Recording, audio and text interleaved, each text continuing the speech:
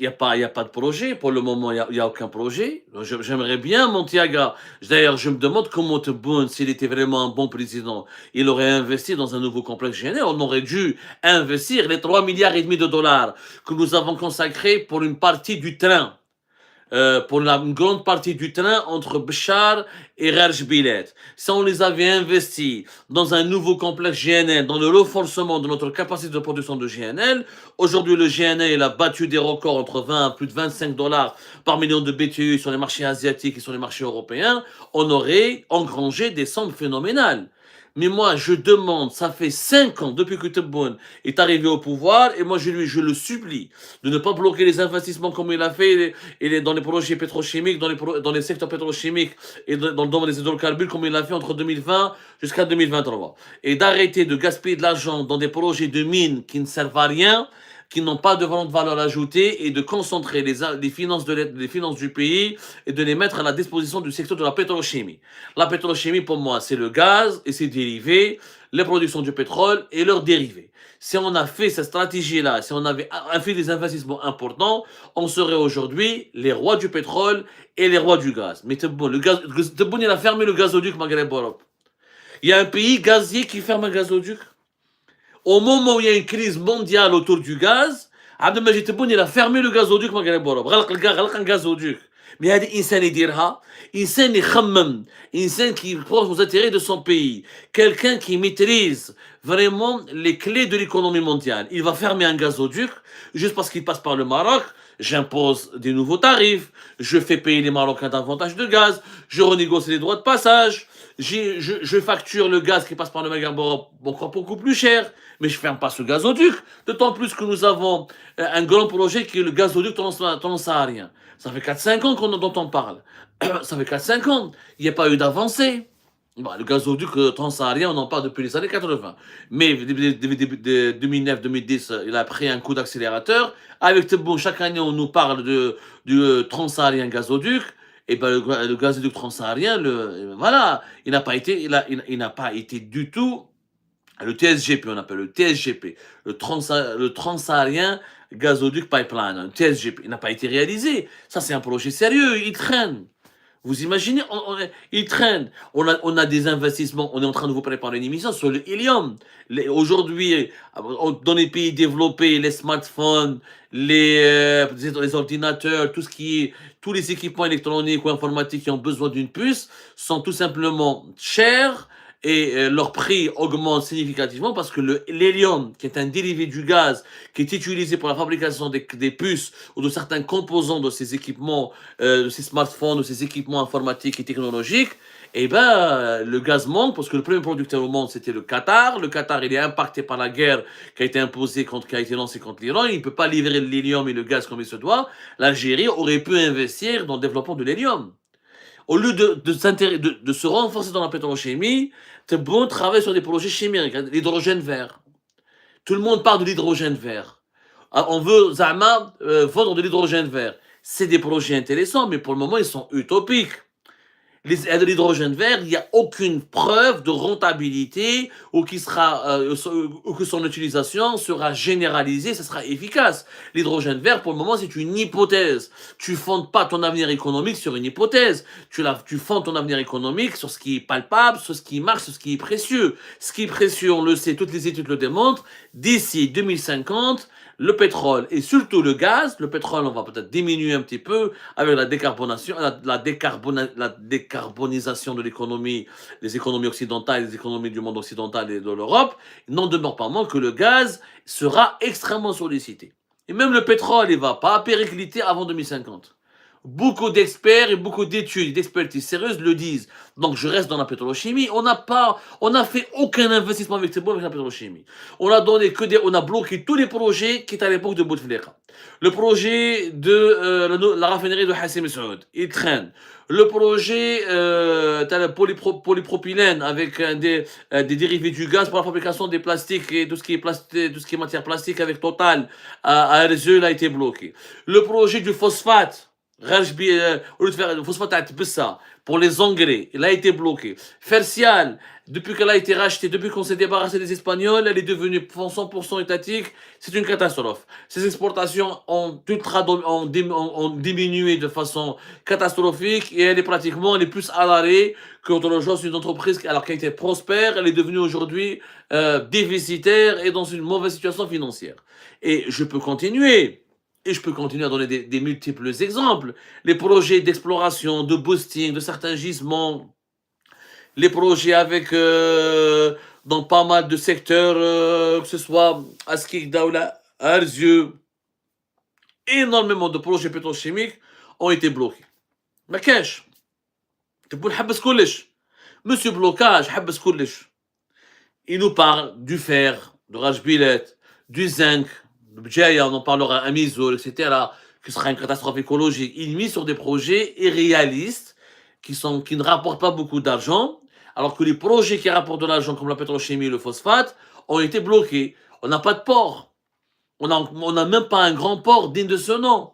Le port qu'on devait faire avec les Chinois, il a été abandonné. On n'a même pas pu renégocier avec les Chinois la réalisation d'un grand port. On est à l'arrêt. Mais Tebboune n'a rien fait. À l'exception d'une allocation de chômage et de donner des marchés importants aux Italiens, à quelques entreprises chinoises dans le domaine de l'énergie, lancer quelques stations de dessalement de l'eau de mer qui étaient déjà programmées à l'époque de Bouteflika, et voilà, faire un train entre... Alors le train, personne n'en parle. Le train Béchar Rajbilet, il sert à quoi maintenant? Il sert à quoi? Il sert à rien ce train. Il ne sert à rien. On l'a fait, mais ce train Rajbilet, il sert à quoi aujourd'hui ce train? Il sert à quoi? C'est pas à Rajbilet qu'il fallait investir. Il fallait continuer. Le gaz de schiste, il est où? Imaginez si on s'était lancé dans le gaz de schiste comme le régime Bouteflika avait voulu le faire. Tous les projets qui marchent en ce moment, comme la raffinerie d'Augusta pour Sonatrach, c'est l'époque de Bouteflika. Tous les projets, ma cash, تبون ما دار والو. Ça, malheureusement, quand on le dit, cette vérité, elle gêne, elle dérange, et on nous accuse de ne pas être objectif, alors qu'on est objectif. On vous donne des exemples concrets, de projets concrets qui ont été bloqués au ralenti. On a fait même des listes sur Algérie Part. Et vous pouvez retrouver nos archives, nos publications. Et ben voilà, avec Tebboune, il y a eu des blocages, des restrictions aux importations, on ne dépense pas nos devises, on préserve nos réserves de change, et au lieu d'investir, aujourd'hui, on ne va pas gagner beaucoup. Tout le monde on vous a sorti plusieurs fois des chiffres, on va gagner 3-4 milliards de dollars de plus. Allez, 5-6, c'est pas énorme. L'Algérie, avec la conjoncture énergétique actuelle, elle aurait pu gagner entre 15 et 20 milliards de dollars de plus. Ça ne sera pas le cas avec Tebboune.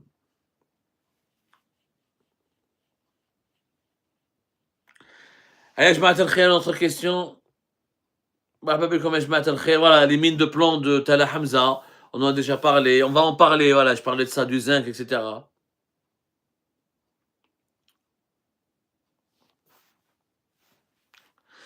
Alors, sur YouTube, on me demande, Nazim, Aib, êtes-vous intéressé de faire un débat avec vous?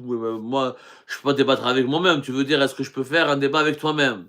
Bien oui, avec plaisir. Avec plaisir, je suis là pour débattre avec vous. Alors tout à l'heure, il y a Hamza, ou là, c'est qui sur YouTube qui voulait poser une question avec un vocal, mais il n'a pas laissé de question. Il n'a pas laissé de question, donc j'attends toujours sa question. Alors, sur YouTube, Jamel Barrochi, salam alaikum, on peut dire si le président fait du bon travail. Moi, je pense que oui. Vous en pensez quoi? Jamel Barrochi, j'aimerais bien de quel président tu parles. Si tu parles du président Tebboune qui fait un bon travail, moi, j'aimerais bien que tu me montres quel est ce bon travail que Tebboune est en train de faire. On était en train d'en parler à l'instant. Dans la pétrochimie, c'est pratiquement le désert. Total. Mais quel est le projet? On vit toujours avec les anciens projets de Bouteflika. Qu'est-ce qu'il a fait? Quel est le travail? Moi, j'aimerais bien que, avant de dire qu'il a fait un bon travail, est-ce que Tebboune a travaillé? Est-ce que Tebboune réellement a travaillé déjà? Mais ça parle de la répression, les incarcérations, la réduction des importations, la criminalisation de pas mal d'activités économiques, tout ce qui s'est passé avec la répression des entrepreneurs, la traque aux riches algériens, le nombre des exilés qui a augmenté, le nombre des harakas qui a augmenté, le nombre des pauvres qui a augmenté, la valeur du dinar qui a chuté. Moi, je vois pas où est le travail de Tebboune. J'aimerais bien qu'on me montre qu'est-ce qu'il a fait de bon Tebboune. Juste qu'on me dit, Jamel Berrouchi, je te lance un défi. Dis-moi, qu'est-ce que le président Tebboune a fait de bon? Voilà, je lance la question et j'attends la réponse. Mais vraiment. Pacifiste parisien sur TikTok, que pensez-vous du dernier accord entre l'Algérie et la Belgique? On lui a consacré 2 émissions. Pacifiste que tu peux retrouver d'ailleurs sur notre chaîne YouTube ou sur notre page Facebook Algérie Part. C'est un accord d'une immoralité consternante. D'une immoralité consternante. Partir en Belgique, négocier avec les autorités belges des facilitations énormes. Les autorités belges auront le droit à des facilitations énormes pour les laisser passer consulaires, pour expulser très rapidement, au bout de quelques semaines, un ressortissant algérien en situation irrégulière. Et je rappelle que les États européens, comme la Belgique ou la France ou ailleurs, on n'expulse pas tous les sans-papiers, on expulse les sans-papiers, les sans-papiers ou les étrangers délinquants. Délinquants. Délinquants qui ont fait du mal, qui ont porté atteinte à l'ordre public, qui ont porté atteinte à la sécurité nationale, qui font des actes de délinquance et qui menacent la sécurité publique. La Belgique, l'Algérie, elle a offert des avantages. Il y aura même des policiers algériens qui pourront se déplacer en Belgique pour accompagner les policiers belges qui vont vouloir expulser les ressortissants algériens. Les laissez-passer consulaires seront accordés rapidement au bout de quelques semaines. On parle de 2 semaines à 1 mois. Des facilitations énormes. En contrepartie de quoi? En contrepartie, les dirigeants algériens auront des visas, même pas avec leur passeport diplomatique, ils pourront rentrer en Belgique et se balader en Belgique le plus normalement du monde. En réalité, ils ont perdu cet avantage avec la France et vont le récupérer en Belgique. Ils pourront aller, après Paris leur a fermé ses portes, Paris leur a fermé ses portes, ben c'est Bruxelles qui leur ouvre toutes ses portes, à condition que les autorités algériennes reprennent tous les ressortissants algériens qui sont délinquants, qui sont dangereux pour l'ordre public et la sécurité publique de la Belgique. Ça s'appelle du marchandage. On ne marchande pas avec les enfants de ton pays. C'est immoral. Tu ne peux pas signer le même jour 2 accords sur l'exemption de visa pour les dirigeants algériens et les accords de coopération en matière de réadmission des ressortissants algériens que la Belgique veut expulser. Ça veut dire que tu as marchandé. Tu as marchandé. Marchandage, c'est une atteinte à l'honneur de l'Algérie. Cet accord est une atteinte à l'honneur. Ça te confirme que les dirigeants algériens sont des voraces, avides de possibilités de visa Schengen, et ils ne pensent qu'à leur gueule et que pour leurs intérêts, ce qui est bloqué avec la France n'est pas bloqué avec la Belgique, puisque la Belgique leur donne la possibilité de venir sur son territoire sans visa et de séjourner sur le territoire belge comme bon leur semble. J'ai pas d'autre mot que de marchandage. Alors, Nicky Larson, qui nous parle du promoteur Nabil Riyad, nous avons du nouveau, nous sommes en train de travailler sur le 2e volet de cette enquête, haletante et passionnante. Nous sommes en train de récupérer tous les documents. Il y a un jugement au tribunal de Khmis al-Khachna, dans le Wadi de Boumerdès. Nous attendons de le récupérer, de l'expertiser. Et nous allons commencer à recouper les toutes dernières informations. On est en train de vous préparer le 2e volet de notre enquête. Patientez, s'il vous plaît. Une enquête, ça demande du temps, ça demande des moyens. Il faut recouper les informations. Il ne faut pas porter atteinte aux droits des personnes qui pourront être compromises ou mises en cause dans cette enquête. Nous essayons de donner la parole à tout le monde. Et le promoteur Nabil Riyad, je rappelle que nous l'avons appelé, que nous l'avons sollicité et qu'il n'a pas voulu nous répondre, comme je l'ai rappelé lors de mon premier épisode concernant cette enquête. Good life l'équipe, good life, good life. Dites ça sur YouTube et sur TikTok s'il vous plaît. Allez, je mets à Allez, YouTube. Alors, sur YouTube, Zenkin 9028. Qu'en est-il des relations actuelles avec la France? Un dégel en vue? Non. Il n'y a pas de dégel en vue. Vous avez bien vu comment. D'ailleurs, demain, on allait en parler. Vous avez bien vu ce qui s'est passé avec l'affaire Ahmed DZ, avec le procureur, le procureur national antiterroriste, le juge, le responsable du parquet national antiterroriste, qui a officiellement confirmé l'implication de l'Algérie dans une affaire de terrorisme d'État, dans un dossier de terrorisme d'État sur lequel travaille le parquet national antiterroriste français, qui est la juridiction française spécialisée, hautement spécialisée et hautement compétente en matière de lutte contre le terrorisme, en matière d'implication aussi des organisations gouvernementales ou non gouvernementales étrangères dans des entreprises terroristes sur le sol français. L'APS aujourd'hui a fait une dépêche pour réagir aux déclarations du procureur national antiterroriste ou du chef du parquet national antiterroriste à Paris, et l'APS a cité une source. L'APS, c'est l'agence de presse du gouvernement algérien, c'est le porte-parole médiatique attitré du gouvernement algérien, de l'État algérien. Elle a cité une source au niveau de ministre des Affaires étrangères qui dénonce, qui parle d'atteinte, de grave atteinte à l'image de l'Algérie, d'un complot contre l'Algérie, le langage classique, de l'algérophobie, etc. C'est-à-dire, ah bon, ah ouais, si, en fait, avec le régime Tebboune, on vous laisse tuer MLDZ, on vous laisse le kidnapper, on vous laisse faire vos barbouzeries, on vous laisse faire vos comportements de voyous, sinon on est raciste, sinon on est algérophobe, sinon on est d'extrême droite. C'est-à-dire que on peut dire non au kidnapping, aux agressions contre les opposants, à la persécution, aux harcèlements, à la menace, aux atteintes contre l'intégrité physique des personnalités algériennes qui sont réfugiées en France contre les... Et quand on dit non aux ingérences du régime algérien dans les affaires internes en France, eh ben là on est raciste, on est xénophobe, on est d'extrême droite. C'est du n'importe quoi. Il n'y aura pas de dégel, parce que la justice française, elle a des preuves, elle a des indices, elle a des preuves, et elle est en train de pousser son investigation et son instruction judiciaire encore plus loin que ce que vous pouvez imaginer, parce qu'elle sait qu'il y a des officiels algériens officiellement impliqués dans l'affaire MLDZ. Il y a d'ailleurs le parquet national antiterroriste ne traite pas que de l'affaire MLDZ, il y a l'affaire de l'espionnage, l'affaire de Bercy, où un fonctionnaire franco-algérien a été harcelé. Excusez-moi, à vos amours, à vos souhaits, hamoukoumullah. Il y a un fonctionnaire, rappelez-vous, à la fin de l'année 2020, à la fin de l'année 2024, l'affaire avait éclaté, elle a été médiatisée au printemps, entre mars et avril 2025, mais l'affaire avait éclaté à la fin de l'année 2024.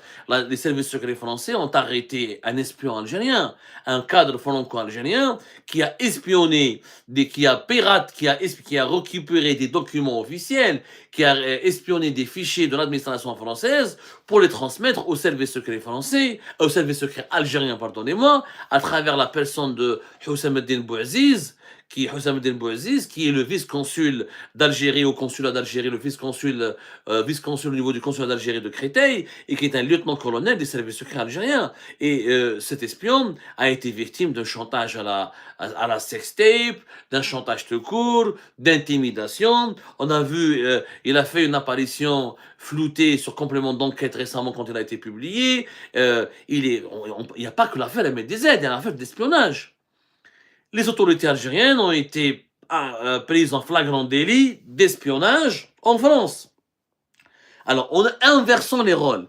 Imaginons demain, l'Algérie va arrêter un fonctionnaire algérien qui a espionné des fichiers confidentiels et des bases de données secrètes et confidentielles de l'État algérien pour transmettre des informations et des documents à l'État français. Comment l'Algérie aurait réagi? Mais l'Algérie aurait fait un scandale. L'Algérie aurait pu déclarer la guerre. C'est un casus belli. C'était un acte de violation de la souveraineté de la France. L'Algérie n'aurait jamais accepté que sa souveraineté soit violée ou que les services secrets étrangers, notamment français, accomplissent des actions très graves sur le sol algérien, sur le sol national. Aucun pays ne va l'accepter. On parle beaucoup de l'affaire MLDZ, mais d'ailleurs, vous m'avez rappelé, demain je ferai un bon rappel des faits. On a oublié l'affaire de l'espionnage, l'espion de Bercy, c'est grave. Il a utilisé une femme qui était en relation intime avec lui, il a abusé de sa relation intime avec elle pour voler l'administration française. C'est un cas d'une agression caractérisée contre la sécurité nationale. Ça veut dire que les services secrets algériens ont eu les moyens ou la possibilité aussi d'espionner d'autres institutions françaises. Mais c'est normal que la France veuille se défendre.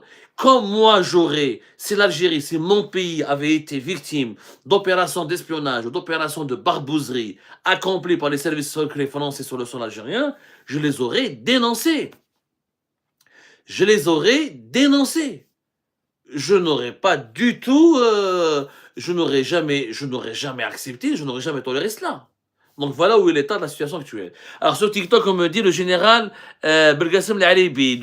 Alors je ne le connais pas personnellement. Est-ce que tu parles, Lourter, du général Al-Alibi dans la DGSPP, la Direction Générale de la Sécurité Présidentielle? C'est celui-là, oui, c'est l'un des membres les plus importants du Clan Tebboune. Mais j'ai pas d'informations particulières sur lui, hein. Good life, s'il vous plaît, j'ai pas. Mais qu'est-ce que tu veux savoir sur lui exactement? J'ai des informations lapidaires, etc. sur lui. Il fait des affaires. Il y a un homme, des membres de sa famille font des affaires. C'est quelqu'un qui a une proximité importante avec Tebboune. S'il s'agit du même, je ne suis pas sûr, parce qu'il y a un alibi au niveau de la DGSPP, la Direction Générale de la Sécurité Présidentielle. Si c'est lui, on peut en parler. Mais voilà, encore une fois, nous, ce n'est pas les personnes qui nous intéressent. C'est encore une fois la politique, l'actualité nationale algérienne dans sa globalité. Voilà, exactement. Tu parles de cela à Lourter, oui. C'est un personnage auquel on s'est intéressé un petit peu. On n'a pas trouvé grand-chose. Il y a beaucoup plus grave. C'est pas Boilen Poilem. C'est pas Amirouch Hamadej. C'est pas Kamal Sidi Saïd. C'est pas Saïd Chengriha. C'est pas quelqu'un d'hyper influent au sein du régime. C'est pas du tout quelqu'un de très très influent. C'est quelqu'un qui est important, mais qui n'est pas très très influent. Mais si tu veux, on fera une enquête là-dessus. Si tu as des propositions à nous faire, si tu as des informations à nous communiquer, si tu as des détails à partager avec nous, tu peux nous écrire sur notre mail. Mon mail est très simple, abdo.samar@gmail.com, où tu nous adresseras tes remarques sur comment on appelle ça, sur les messageries de TikTok ou les messageries de YouTube ou les messageries de Facebook. Alors, sur TikTok, Oueldebled et l'Algérie viennent de juger des espions pour le compte de la France récemment. Alors, si j'en ai parlé, ah ben oui, j'en ai parlé. L'affaire, il y a effectivement la Cour d'Alger, etc. Il y a une affaire d'espionnage qui a impliqué un ancien responsable de l'ambassade de France à Alger. Nous en avons parlé. On a fait ça, on a traité du jugement, on en a parlé. Donc voilà, je vais Farizdin Ben Cheikh, Farizdin Ben Cheikh, Ould Bladi, toi tu fais me faire la morale, qui a dénoncé la proximité troublante, douteuse, et qui a rapporté des révélations détaillées sur les privilèges vraiment très étranges et très douteux de Farizdin Ben Cheikh avec l'État français. C'est votre serviteur et votre ami Abdel Samad, c'est moi-même. Donc quand la France, elle est impliquée dans un jeu trouble, en Algérie, on le dit, mais on le dit parfaitement. On le dit même, bien sûr que je le dis. Voilà, j'en ai parlé, l'affaire Benchir, elle est l'illustration de ces lobbying quelquefois à la limite de l'ingérence et de l'espionnage du lobby français en Algérie. Mais bien sûr, bien sûr que j'en parle. Mais encore une fois, contrairement au service secret algérien, contrairement au régime Tebboune, la France n'a pas voulu assassiner un opposant français réfugié en Algérie. Il faut dire la vérité. La France n'a jamais voulu tuer quelqu'un. Est-ce que la France l'a séquestré? Est-ce que la France a séquestré Ould Bladi en Algérie, sur le sol algérien, un opposant à une personnalité publique pour la tuer? Jamais de la vie. Jamais. Que les services français espionnent, c'est de bonne guerre. Ou que les services algériens espionnent en France, ça peut être de bonne guerre, mais espionner qui? Ça dépend. Les services secrets algériens n'espionnent pas les grandes entreprises françaises, l'armée française. Ils espionnent qui? Ils espionnent Abdou Sammar, Zetot, MRDZ, Bezdira, et voilà. Ils s'intéressent à des blogueurs, à des journalistes, à des activistes algériens. Voilà à quoi ils s'intéressent. C'est tout. C'est pas du tout des affaires d'espionnage. D'abord, il n'y a pas que la France, il y a le Canada. Rappelez-vous, il y a de cela un an, nous avons révélé comment il y a un scandale d'ingérence étrangère au Canada. Vous pouvez retrouver notre émission du 18 juin 2024, Haïlik. L'émission du 18 juin 2024. Même au Canada, il y a eu les mêmes problèmes. Il y a eu les mêmes problèmes au Canada. Il n'y a pas que la France. Quand le régime algérien a été gravement compromis, avec des révélations détaillées, avec une enquête qui a mis en cause un scandale d'ingérence étrangère dont les principaux contours ont été dévoilés dans une enquête de Radio-Canada, télé, d'ailleurs une enquête auquel les autorités algériennes n'ont jamais réagi, je dis bien n'ont jamais réagi, où le consulat général d'Algérie à Montréal avait programmé, orchestré des opérations d'harcèlement, d'intimidation et de chantage à l'encontre de ressortissants binationaux algéro-canadiens au Québec, établis au Québec. Donc, ça aussi, il n'y a pas que la France. Le régime Tebboune, là où il y a une opposition contre lui, là où il y a comment on appelle ça? Là où il y a des activistes qui sont. Le pays qui accueille des activistes algériens qui le dérangent, qui le mettent en cause, qui l'inquiètent, et ben, malheureusement, c'est la porte ouverte à toutes les dérives. Et ça, c'est tout simplement inacceptable. Inacceptable. Allez, Khabti Khotati.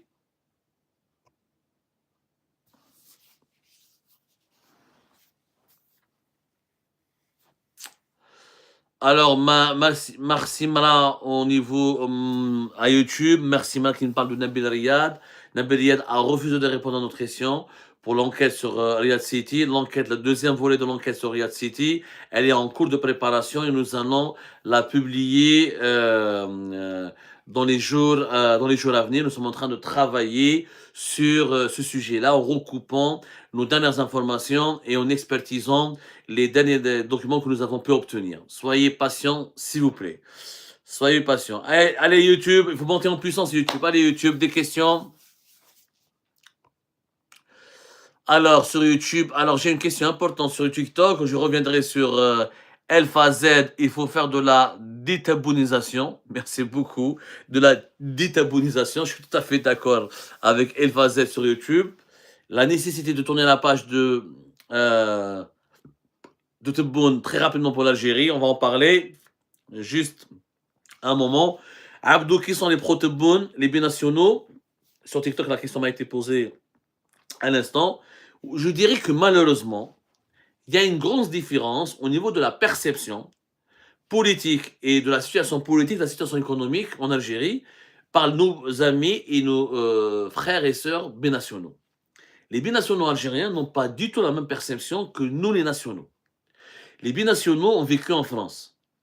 Ils n'ont pas vécu l'Algérie. Ils n'ont pas vécu en Algérie. Les binationaux algériens, les franco-algériens, n'ont pas connu le printemps noir, n'ont pas connu la torture, n'ont pas connu les emprisonnements arbitraires. Ils ont connu des injustices en France. Attention, en France, il y a eu des injustices. L'affaire Naël, il y a eu des bavures policières, il y a des violences policières, mais il n'y a aucune comparaison avec ce que nous avons, nous, connu en Algérie.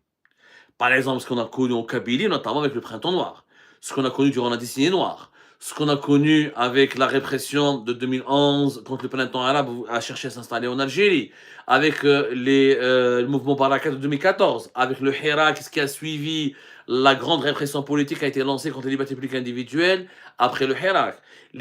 Beaucoup malheureusement de franco-algériens de binationaux ont un regard fantasmagorique, une perception fantasmagorique. Quand ils parlent de l'Algérie, ils disent pas l'Algérie, ils disent le bled. Et moi je vous dis la vérité.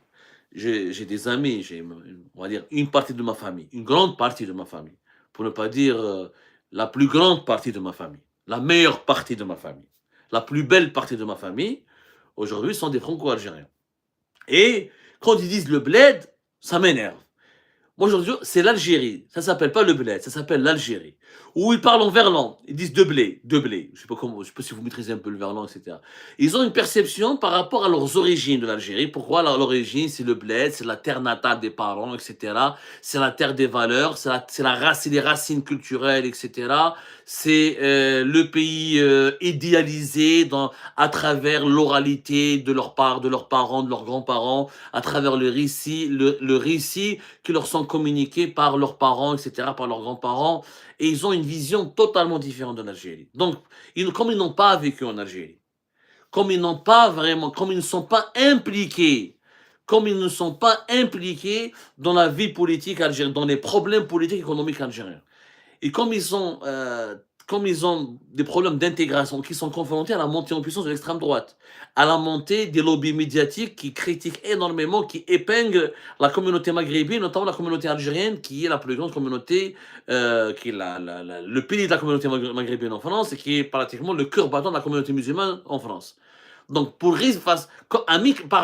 résistance à la montée de l'extrême droite et à la montée de l'exxénophobie et à la montée du sentiment anti-musulman en France, beaucoup de Franco-Algériens, beaucoup de binationaux soutiennent Tebboune. Pourquoi? Parce que Tebboune dit merde à Rotaillot. Ils ne soutiennent pas Tebboune parce qu'ils aiment Tebboune. Ils soutiennent Tebboune parce qu'il dit merde à Rotaillot. Ils soutiennent Tebboune parce que Tebboune dit merde à Marine Le Pen. Mais malheureusement, ils sont instrumentalisés. Et le régime algérien, le régime Tebboune, il a excellé dans la manipulation des binationaux. Il a excellé. Le régime Tebboune, il a surfé sur les fractures politiques françaises, sur les problèmes d'intégration et d'immigration en France. Il les a instrumentalisés pour gagner une partie de l'électorat, pour gagner une partie de l'électorat franco-algérien, pour gagner une partie de la diaspora algérienne et pour l'utiliser à des fins de propagande. Le régime Tebboune, il a multiplié le nombre d'associations qui sont favorables au régime algérien en France. Il a multiplié les canaux de propagande en France. Il a multiplié les lobbies d'ingérence en France pour essayer de fructifier ou de profiter ou de bien surfer sur les fractures de la société française. Donc le régime Tebboune essaie de faire croire à ces binationaux qu'il est leur protecteur, qu'il les protège. Mais regardez l'affaire Riyad City. Elle est l'illustration parfaite. Les victimes de Riyad City, qui les a soutenus? Un promoteur les a arnaqués, les a escroqués, avec la complicité des autorités algériennes, avec la complicité des services de sécurité qui n'ont jamais bougé le petit doigt jusqu'à ce que nous, on fasse une grande enquête et que ça commence à bouger. Mais qu'est-ce que le pouvoir Tebboune a fait pour les binationaux? Regardez les prix des billets d'avion. Quand on paye pratiquement 3 000 € pour 4-5 billets pour aller en Algérie, c'est ça, aimer la diaspora, la soutenir, etc. Arrêtez. Qu'est-ce qu'il a fait? Allez-y, qu'un franco-algérien parte en Algérie, réclame son droit. Si un franco-algérien va déranger le business d'un fils de général, ou va déranger le fils de Tebboune, ou il va critiquer Saïd Chengriha, ou s'il critique l'administration, ou s'il demande d'aller peut-être la presse en Algérie, vous allez voir, un franco-algérien, par exemple, n'a pas le droit de posséder un journal, n'a pas le droit de devenir ministre en Algérie, n'a pas le droit de faire beaucoup de choses. Là, il découvrira une autre façade de l'Algérie. Il y a beaucoup de manipulation. C'est pour ça que je dis, moi je fais beaucoup de débats avec nos amis franco-algériens. Aimer l'Algérie, c'est une chose. Défendre son régime, sa dictature pourrie, un régime qui emprisonne des gens pour des commentaires sur Facebook, qui négocie qui utilise les harragas comme monnaie d'échange pour obtenir les exemptions de visa pour les passeports diplomatiques. C'est un régime minable. Ça, c'est un régime minable. Et ça, c'est malheureusement, beaucoup de Franco-Algériens tombent dans ils tombent dans ce piège. Ils tombent dans ce piège, ils pensent que on doit s'adosser sur le régime Tebboune pour empêcher ou pour contrecarrer la montée d'extrême droite. C'est pas vrai. Les Franco-Algériens devraient d'abord se sentir français, devraient s'impliquer dans la vie politique française, lutter avec leurs propres moyens, se faire entendre, comme le font certains d'ailleurs, notamment au sein d'autres communautés, comme la communauté de l'Afrique subsaharienne, comme la communauté marocaine, comme au sein de la communauté libanaise, comme dans la communauté juive ici en France. Il faut vraiment s'impliquer dans la vie politique française pour empêcher, pour défendre ses droits, défendre son honneur et défendre ses intérêts. Le régime Tebboune ne fera rien pour les Franco-Algériens. Ne fera rien. D'ailleurs, il y a beaucoup de Franco-Algériens qui sont en prison en Algérie pour des délits d'opinion. Il y a beaucoup de Franco-Algériens en prison en Algérie pour des délits d'opinion. Il faut voir un régime qui ne développe pas son pays, qui condamne à mort les journalistes, qui, malgré la manne de pétrole et du gaz, on n'a même pas un hôpital digne de ce nom. Un régime qui provoque des pénuries de pneus, de médicaments, et qui appauvrit sa population alors que les richesses de son sol sont illimitées. Je suis désolé, c'est pas un régime qui doit être ni soutenu ni défendu. Alors là, une question importante. Zitoun 932. Pourquoi tu dis régime? Zitoun, est-ce que toi tu qualifierais d'un État, un État qui condamne à mort un journaliste, qui met en prison des gens pour un commentaire sur Facebook, qui a tué quelqu'un, Hakim de Bazi? Il est mort entre 2023, Hakim de Bazi, 2023, c'est 2022, qui est mort pour un commentaire, pour avoir partagé un commentaire sur Facebook. Est-ce qu'on peut appeler un État un système qui emprisonne un poète comme Mohamed Tajadid, un journaliste comme Abdelwakil Blam, Est-ce qu'on peut appeler un État quelqu'un qui jette en prison Jalloul Slama, un économiste brillant, juste pour avoir fait une émission de télévision dans laquelle il apporte une lecture économique critique sur un projet que m'intéresse Bilet. Ça, c'est pas un État. Est-ce qu'on peut appeler ça un État, un système qui garde en prison un individu jusqu'à 91 ans? Et la liste, elle est longue. Est-ce qu'on peut appeler un État un système qui prend en otage des enfants, qui prend en otage un journaliste comme Christophe Glaise, qui transforme Boualem Sansal en un héros international et qui accepte de marchander avec l'Allemagne pour libérer Boualem Sansal? Est-ce que c'est un État, ça? C'est pas un État, c'est un régime. La différence entre un État et un régime, c'est quoi? Un État, c'est un assemblage d'entités respectables et respectueuses de la volonté populaire qui travaillent dans un cadre harmonieux pour développer le pays, pour le gérer. Un régime, c'est un ensemble de décideurs avides, assoiffés de pouvoir, qui sont illégitimes, qui ne représentent pas la volonté populaire, qui n'ont pas été choisis par le peuple, qui ont été imposés au peuple, et qui gèrent le pays ou dirigent le pays en fonction de leurs intérêts personnels. Good live, s'il vous plaît. Good live. On est en train de nous signaler sur TikTok. S'il vous plaît, good live sur TikTok, good live sur YouTube. On est en train de nous signaler. Le live de TikTok a failli s'interrompre, a failli être interrompu. Voilà pourquoi je parle de régime. Voilà pourquoi quand on condamne un vendeur de tomates ou de pommes de terre pour 15 ans de prison ferme, ou un vendeur de bananes, c'est pas un régime. C'est pas un régime, ça. C'est pas un État, c'est un régime.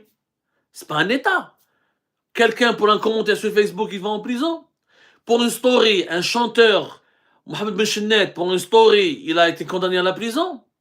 Soyons sérieux. Soyons sérieux. Moi, j'appellerais pas ça un État. C'est toi, si tu veux l'appeler un État, c'est ton affaire, c'est ta conscience, entre toi et ta conscience. Allez, une question sur YouTube. Allez. Alors, Saïd Erka, le gouvernement belge est partie prenante. Je suis tout à fait d'accord, mais j'ai dénoncé la Belgique. Saïd, sur YouTube, qui me parle du rôle de la Belgique dans cet accord honteux. Honteux.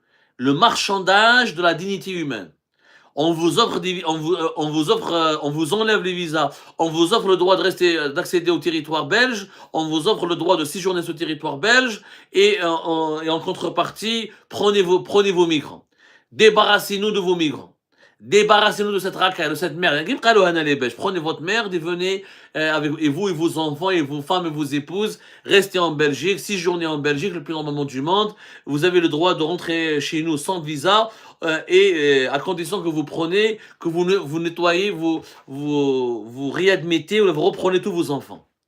Je parle des haragas et des délinquants, parce que la Belgique n'expulse pas les médecins, les informaticiens algériens, ou les cerveaux, ou les entrepreneurs, non. Elle veut expulser les délinquants, les personnes qui n'ont pas su s'intégrer, qui n'ont pas réussi à s'intégrer, et qui n'ont pas pu s'intégrer.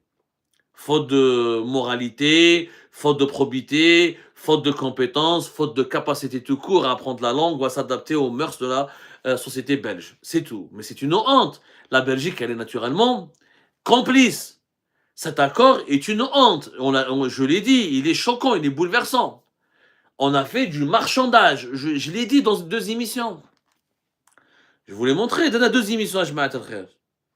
Donc on peut pas être plus clair. Dans 2 émissions qui ont, d'ailleurs, vous les avez beaucoup, vous avez beaucoup suivi. Pardonnez-moi.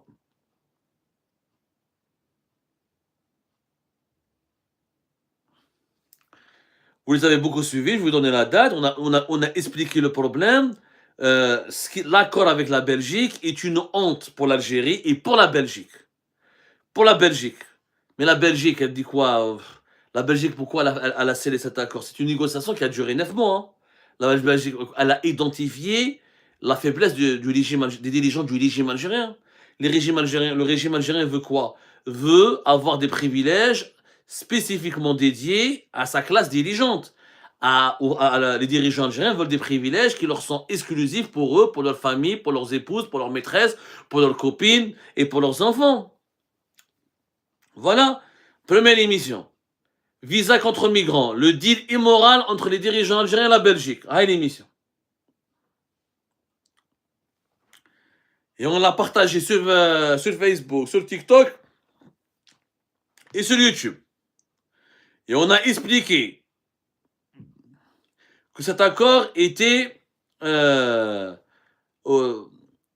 du côté des organisations de défense des droits humains. Le malaise, il est palpable, critiqué par certains comme un marchandage de la dignité humaine. L'accord soulève la question de la conditionnalité des visas. Utiliser le droit de circuler comme monnaie d'échange pour faciliter les expulsions forcées est jugé comme une dérive éthique de la diplomatie européenne, de la diplomatie belge. Je ne parle même pas de la diplomatie algérienne. Le régime algérien, le régime Tebboune n'a pas d'éthique. Mais les Européens, des États européens qui nous donnent des leçons sur la dignité, sur les droits de l'homme, sur la démocratie, etc., sur la noblesse, sur les valeurs universalistes, etc. Ce sont des pays hypocrites. La Belgique, en réalité, elle a compris qu'elle avait en face d'elle une mafia. Tout simplement une mafia, il faut dire la vérité, une mafia, et que cette mafia, elle veut juste elle veut juste obtenir la suppression des visas pour pouvoir séjourner, circuler librement en Belgique, pour pouvoir entrer en France depuis la Belgique, pour pouvoir aller à Berlin, Francfort, à Amsterdam et mener la belle vie, pour retrouver leur train de vie princier dans les plus grandes villes d'Europe. Et donc la Belgique leur a donné ce que cette mafia attendait. Ce que cette mafia espérait. Parce que faire du marchandage avec les enfants de son propre pays, c'est de la mafia. Pour moi, c'est une mafia. Est-ce que ça, c'est un État? Le monsieur qui m'a posé la question tout à l'heure sur TikTok, qui me réponde, est-ce que c'est un État? Est-ce qu'un État fait du marchandage en utilisant ses propres enfants pour obtenir les exemptions de visa pour ses dirigeants?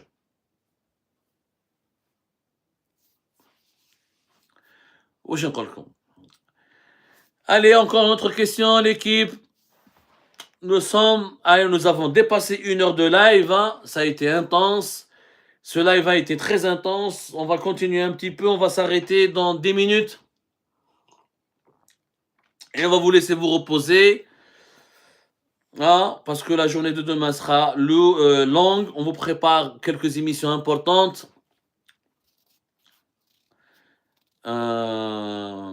Alors, je vois que sur YouTube, Yassine s'énerve, bande de gamins, vos commentaires de 5 ans et demi, vous n'en avez pas marre. Il n'est même pas vos conneries. Yassine, il ne faut pas s'énerver. Nous sommes en démocratie, malheureusement. On n'est pas comme le régime Tebboune. On va pas emmener les gens en prison, on va pas condamner à la prison ferme des gens pour des commentaires sur les réseaux sociaux. Les réseaux sociaux sont peuplés de cons, d'idiots, comme il y a des gens très très intelligents, des gens qui sont sensés. Nous ne censurons pas les insultes, toutes les insultes, sauf les insultes graves et les appels à la haine, juste parce que nous sommes respectueux d'une certaine éthique et que nous sommes responsables de nos diffusions et que nous sommes attachés à certaines valeurs. Mais il ne faut pas s'énerver, il ne faut pas laisser ces mouches et ces gens mal élevés gâcher le débat et ce moment d'échange que nous pouvons cultiver ensemble chaque soir. Alors sur YouTube et sur Facebook, 2 questions. Ramzi, que vois-tu succéder à Tebboune sur TikTok et sur YouTube? Jean-Charles Rocha, est-ce que Tebboune se représentera à l'issue de son mandat et qui pourrait l'en empêcher? Très bien. Alors, Tebboune ne peut pas se représenter au bout de son mandat. Il n'a pas pu toucher à la limitation des mandats présidentiels officiellement dans la révision constitutionnelle qui a été d'ailleurs adoptée par le Parlement algérien. Les 10 propositions pratiquement d'amendement et de changement de la constitution algérienne ont été adoptées avec une facilité déconcertante. Tebboune, il a maintenant plus de pouvoir, tout le pouvoir judiciaire il est entre ses mains. C'était déjà le premier magistrat du pays, mais le peu de verrous et de contre-pouvoirs qui pouvaient le contrôler ou se heurter qu'il pouvait rencontrer sur son chemin, et s'en est débarrassé. Il s'en est débarrassé, donc il est devenu le super magistrat du pays. Il peut faire ce qu'il veut des juges et du Conseil national de la magistrature. Mais il a fait quelques retouches comme ça aussi. On parle d'une période de transition bizarre, il y a une disposition qui a été votée et qui a été rajoutée à la Constitution qui parle de la possibilité que le pouvoir puisse décider d'une certaine période de transition. On a du mal à l'expliquer, mais Tebboune, en aucun cas, ne peut se représenter pour un troisième mandat. En aucun cas. Par contre, il peut déclencher une situation exceptionnelle qui peut prolonger son pouvoir. Ça existait déjà dans la Constitution, avant le dernier changement qui a été opéré au mois de mars. On parle de période d'exception, d'état de siège, état de guerre, etc. Mais là, il y a un problème sur lequel nous sommes en train d'enquêter. Abdelmajid Tebboune, maintenant, il a la possibilité d'organiser des élections locales anticipées, alors qu'il n'avait pas ce droit. C'est-à-dire qu'il peut demain dire je ne reconnais plus les maires et les élus de l'Assemblée des APC, des API, je veux absolument qu'il y ait des nouvelles élections locales. S'il organise des élections, on a des élections législatives au mois de juillet prochain, 2026, s'il veut organiser des élections locales juste avant les élections présidentielles, ça peut toucher au calendrier électoral. Il y a peut-être la possibilité que son mandat soit prolongé. Mais ça, j'en suis pas sûr que ça soit juridiquement fondé, que ça peut lui servir d'argument. Tebboune, qu'est-ce qu'il voulait? Il ne voulait pas d'un troisième mandat. Officiellement, Tebboune voulait d'un prolongement de 2 années supplémentaires. L'armée nationale et populaire, l'état-major de l'armée, il a dit non, on ne te soutiendra pas. On préfère trouver un successeur et on garantit la paix, etc., la sécurité à tes proches, etc., mais pas de prolongement au pouvoir. Donc, il a abandonné, Saïd Chingriha ne l'a pas soutenu parce que l'état-major de l'armée et l'institution militaire n'a pas voulu le soutenir parce que l'armée ne voulait pas cautionner cela. Merci beaucoup pour les cadeaux. L'armée ne voulait pas cautionner cela. L'armée qui n'a pas voulu donc cautionner cela, elle l'a dissuadé, elle a été contrainte à revoir ses calculs. Maintenant, est-ce que cette astuce à les élections locales peut lui permettre de reporter ou de toucher au calendrier électoral? Nous sommes en train d'enquêter là-dessus. AB Travel, dernière question. Allez, AB Travel sur TikTok. C'est vrai que l'Algérie a gagné 10 milliards au mois de mars? Qui veut elle peut gagner 10 milliards de dollars au mois de mars? J'aimerais bien qu'on m'explique comment elle peut gagner 10 milliards de dollars en un seul mois. N'écoutez pas n'importe quoi, l'équipe, n'écoutez pas n'importe quoi. Que ce soit des articles de la presse étrangère ou de la presse algérienne, on ne peut pas gagner 10 milliards de dollars en un seul mois. Peut-être en cumulé pétrole et gaz, non, c'est pas possible, 10 milliards de dollars en un seul mois, ça c'est pas possible. 10 milliards de dollars au mois de mars, c'est pas possible. Ça c'est une fake news, encore une fois, et je l'ai vu circuler, et je vais l'expertiser encore une fois, et merci pour la question qui nous a été posée.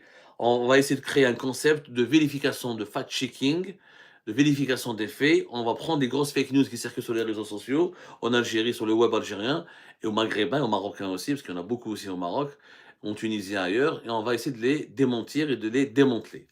Vieux loup, est-ce que Tebboune sera un jour jugé? Franchement, non. Le régime algérien, s'il reste au pouvoir, c'est la même architecture du pouvoir, n'est pas changée, n'est pas diamétralement opposée. Le régime algérien ne jugera jamais un président. Bouteflika n'a pas été jugé, Tebboune ne sera pas jugé. Sauf s'il y a une révolution majeure et un changement majeur. Le scénario le plus probable, c'est que Tebboune, ou il va mourir avant la fin de son mandat, ou il va être contraint de choisir un successeur, il va s'écarter, il va mourir 2-3 années après la fin de son deuxième mandat, sachant qu'à la fin en 2029, à la fin officielle de son mandat, il aura quand même 84 ans. Entre 83 et 84. C'est l'âge auquel Lemizerel est mort. Déjà, il est malade, il est fatigué de plus en plus, il a 80 ans. Il aura 81 ans en fin d'année 2026. Il a des problèmes de santé, donc il faudrait d'ailleurs qu'il puisse rester en vie pour pouvoir être jugé. Mais jugé, non. La doctrine officielle en Algérie, on ne juge pas un président de la République. On s'attaque à ses proches, à sa famille, à ses alliés, à ses complices. Mais on ne juge pas un président de la République parce que le président de la République est le représentant, c'est un emblème. En Algérie, le président, c'est un emblème. Le chef d'État en Algérie, c'est un emblème. L'Algérie, c'est une monarchie présidentielle. le chef de l'État, il a tous les pouvoirs. Et avec les pouvoirs qui ont été choisis par Tebboune, qui ont été offerts à Tebboune à travers la Constitution de 2020 et les nouveaux changements, soi-disant techniques qui ont été décidés en mars 2026, le président de la République est plus qu'un roi. Il a le pouvoir judiciaire absolu, il est le commandant des forces armées, c'est un symbole. Il est sur le même pied d'égalité que le drapeau, que l'hymne national. Donc le juger, non. Alors, lui succéder, pour le moment, je ne vois personne. Pour le moment, c'est très tôt pour le dire. J'ai déjà répondu à cette question. Les 3 personnalités qui sont pratiquement prêtes, prêtes, non, entre guillemets, qui pourraient être prêtes, Ramtan Lamamara, Ali Rderi ou Ayman Ben Abdelrahman, l'ancien Premier ministre, sont les 3 personnalités qui pourraient être choisies au cas où. Mais ça reste à visibilité restreinte sur le TikTok. Bon, la visibilité a été restreinte sur TikTok, on nous a énormément signalé. Je tiens à vous dire, je tiens à vous remercier énormément pour votre participation. Il est 23h45, nous discutons ensemble depuis plus de 70 minutes. Je vous remercie énormément de nous avoir suivis. Partagez massivement ce live aussi. Dites-nous good live. On dérange énormément les mouches, on dérange beaucoup de personnes. Visiblement, ça ne fait pas plaisir de partager nos idées, nos informations et les dessous de nos révélations sur l'actualité algérienne.